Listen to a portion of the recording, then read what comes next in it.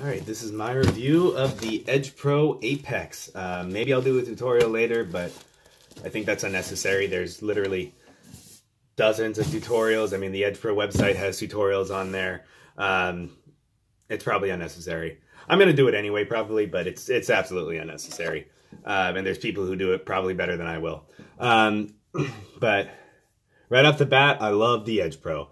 It's versatile, it's easy to use. It's not 100% idiot-proof. There is some skill that you have to develop, but it takes like, 4 or 5 knives and you're an expert on it already.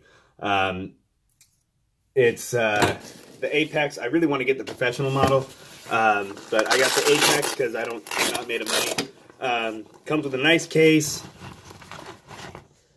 Doesn't take long to put together by any means. It's lightweight. Let me just put it together real fast. Everything fits in the case perfectly. You're not having to play Tetris or anything like that. I won't lie, I thought about getting one of the knockoffs. Oopsies, that's backwards. There we go. I thought about getting one of the knockoffs off of Amazon that cost like 30 bucks, but I did have the money to spend, and they're made in Oregon, which is where I live. So I had to give my money to a good American-made company in Oregon. That is back. Oh, one little pro tip. You see how this is to the left like that? If it's not centered, that means you have this part in upside down. So getting it right side up is always a pain in the butt. There we go. Now it's nice and centered. So I'll just real quickly put a stone. I got the Apex 4 that comes with all of the stones and the 2K and 3K polishing tapes, and I also bought their 4K stone, which cost an extra $50. And the 4K stone is awesome. I don't mess around with the polishing tapes too much. I found, well, you kind of have to mess around with the polishing tapes. One thing that I don't like about the stock Edge Pro stones is it seems like their particle size is a little inconsistent. You can jump from the 1,000 to the 4,000, from the 1,000 stone to the 4,000 stone, and you'll pretty much get a mirror polish, but there'll be a scratch or two here or there, and that to me tells me that the particle size of the abrasive isn't uniform. But even then, I mean, it's not going to affect cutting ability at all. It's the kind of thing you're only going to notice if you're really looking at it. If you're just eyeballing it, it's bam, it's a mirror polish. So I wouldn't even consider that a ding against the Edge Pro stone. I know Chef Knives To Go sells Edge Pro sets that come with the Chaucera stones or the Shapton Pro stones or the Shapton Glass stones that cost more. And I feel like that's a waste of money. The Edge Pro stones are fantastic. As far as, just raw value and bang for the buck goes. And plus, again, they're made in America. You want to give your money to Japan? That's just a joke. I nothing against Japan. The polishing tapes. Word on the polishing tapes. I'll just load a stone in here while I'm talking. The polishing tapes are... There is a little bit of a learning curve with them. As far as the polishing tape goes, I mean, you'll see on this one, this is a polishing tape right there. I nicked it. I would say no matter how good you get with them, you're still going to nick them and tear them every now and then. But they're so darn cheap, it's not even an issue. I mean, that is another word about the 4K stone, is the 4K stone is really soft. So I would say, considering this costs $50 and a pack of polishing tapes costs $15, I would be much more careful with the 4K stone than I would with the polishing tapes.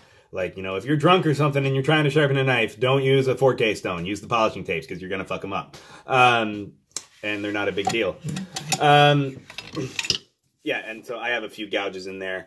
You can't really see. It's dirty as hell. I need to clean it.